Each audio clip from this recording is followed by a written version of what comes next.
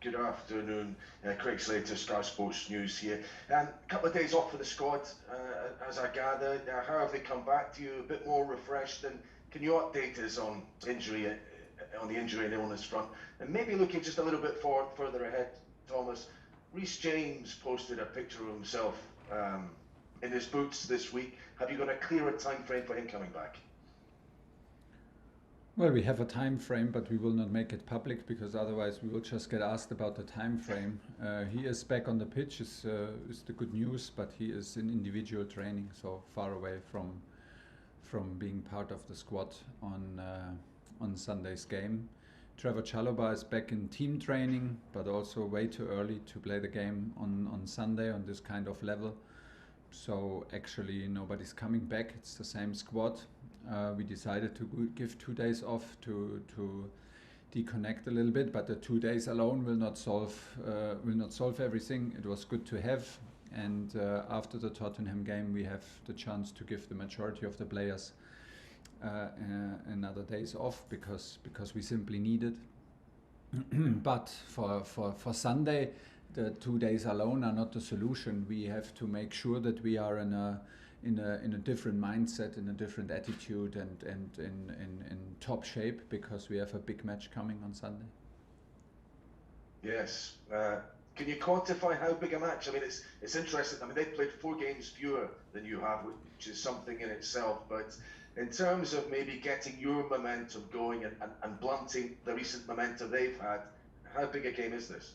It's a big game because, of course, we can do our mathematics, but it's strange to look at the fixture and see teams competing for the same area of the table and having 4 games less.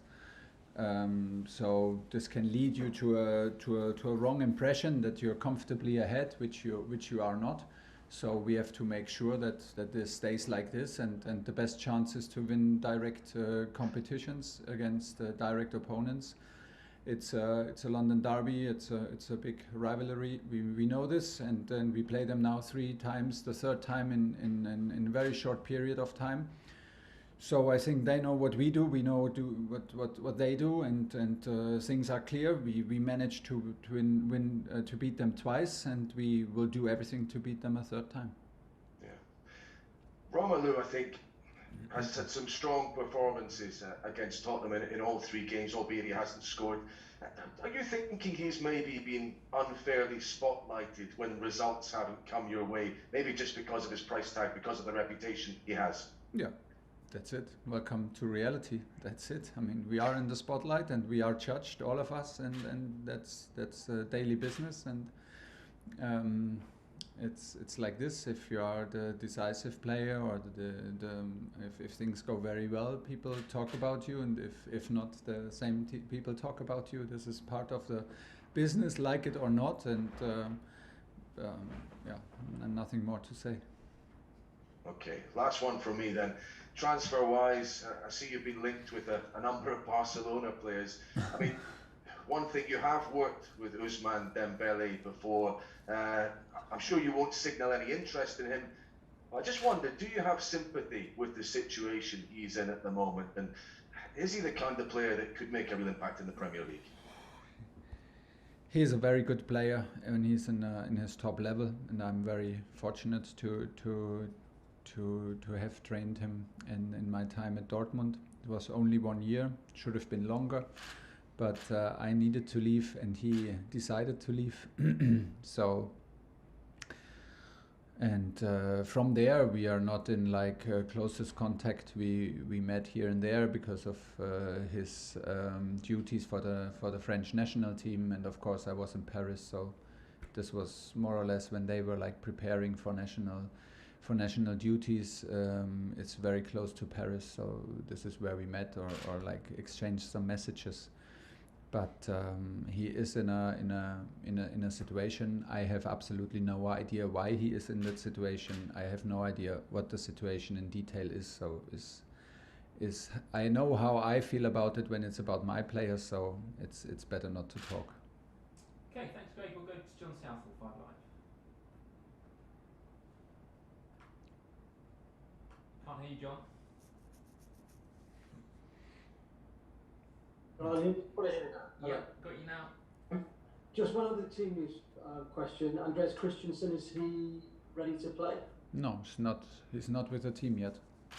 Right. Okay. Do you know how long that might be? We hope he is back in training next week. Okay. Antonio Conte has said on a number of occasions that he thinks Chelsea are on a different level to Tottenham at the moment. Do you think that's a fair comment? You have to ask him. The last results and the last games, it was like this, and we have to make sure that it's a third time like this. But of course, we should not get confused by this comment about the last matches and the ambition that with which they will show up. He prepares his team to win and to beat us. That is very sure. So that's why it's not so important what he says about the last games. But do you think you've got a psychological advantage over them after the League Cup games?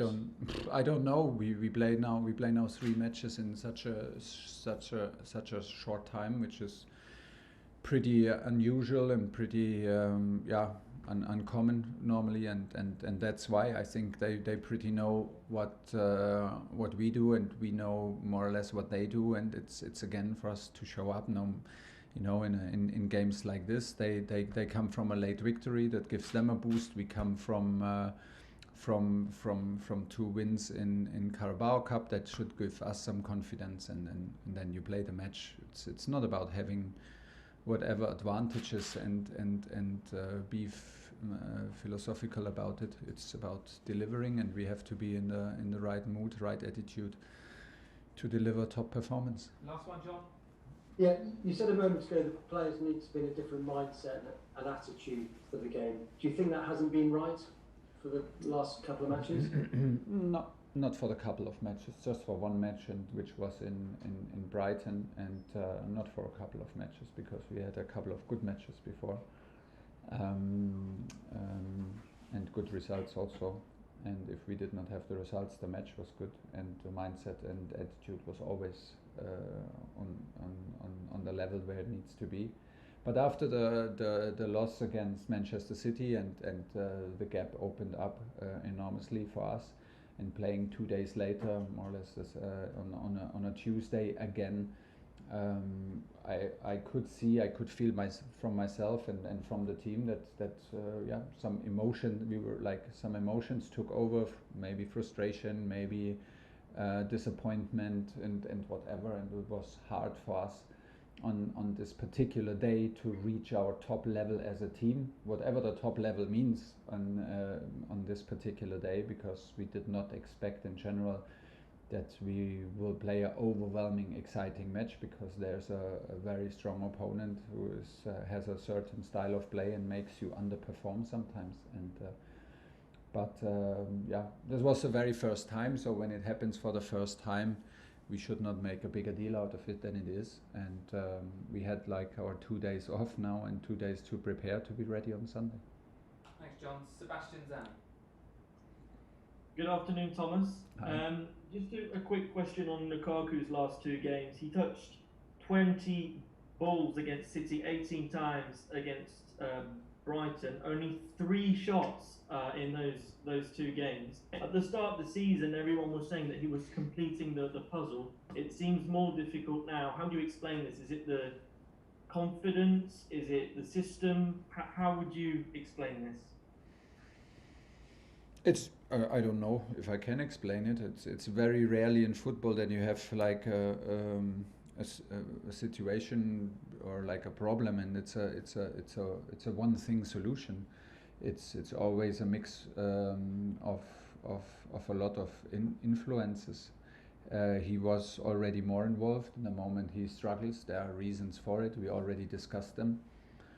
And that's the way it is. I mean, he's not the only one on which we rely on to win games. So there's nothing special to it. Sorry, just a question. You're quite distanced with Manchester City now, of course, who are quite far ahead of you. Is there a moment as a manager when you've got things like the FA Cup, the League Cup, and also the Champions League, of course? Is there a moment as a manager when you have to make the decision that with the COVID environment, the injuries, you have to prioritise a competition over the others in terms of the chances you still have? No. Why? Because we want to. No. Because if you play, if you work for Chelsea, you give your very best on a daily basis, and that guarantees you that you have that you come in the right shape, right attitude, right mentality to games. And the moment where you start judging, when you start prioritizing, is the moment where you lose track from what brings us to be part of Chelsea. Being part of Chelsea is being competitive in every single day, and come with the right mindset, come with the right attitude, and this is what we do. And the next game is always the most important.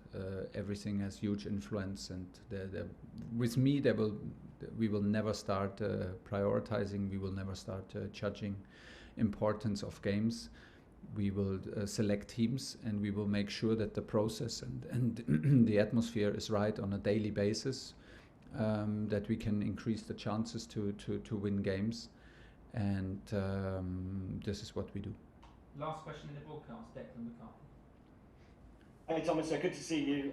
Just one on if there's been any development on the situation regarding Antonio Rudiger's contract. Are you confident the club can get something solved with him? And if not, if he were to leave in the summer, just how much of a miss would he be going forward within your plans?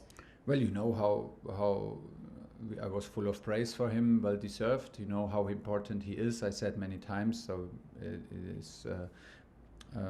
So this is the importance that he has and that he deserves at the moment. The talks, the negotiations are ongoing. So there are no news. And about the if, we talk about the if when the if happens. If it happens.